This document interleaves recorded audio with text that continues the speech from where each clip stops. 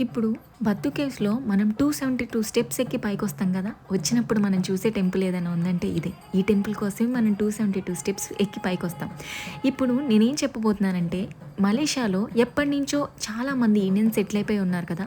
అలా వాళ్ళందరికీ చాలా అంటే చాలా ఇంపార్టెంట్ అయిన ఫెస్టివల్ ఒకటుంది. అదేంటి అంటే తాయిపూసం.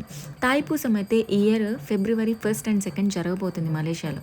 ఈ తాయిపూసానికి ఎక్కడెక్కడి నుంచో చాలామంది లక్షల్లో వస్తా ఉంటారు ఆ వీక్ మొత్తం. అండ్ గవర్నమెంట్ కూడా వాళ్ళందరి కోసం కేటీఎం ట్రైన్ సర్వీసెస్ కూడా 2 డేస్ పాటు ఫ్రీగా రన్ చేయబోతుంది. చాలా మంచి విషయం కదా! అలాగే ఇక్కడ మలేషియాలో జాన్ 30థ్ అంటే ఫ్రైడే 7 పీఎంకి మహామరియమ్మన్ టెంపుల్ పసరసెనిలో రథం స్టార్ట్ అవబోతుందనమాట. ఆ రథం స్టార్ట్ అయ్యేటప్పుడే చాలామంది మొక్కులు చెల్లించుకునేవాళ్ళు పసుపు బట్టలతో మరియు మామూలు జనాలు కూడా అందరూ బై వాక్ చేసుకుంటూ 14 కిలోమీటర్స్ బత్తు కేవ్స్ దాకా నడుచుకుంటూ వెళ్ళి 272 స్టెప్స్ ఎక్కి మొక్కులు చెల్లించుకోబోతున్నారు.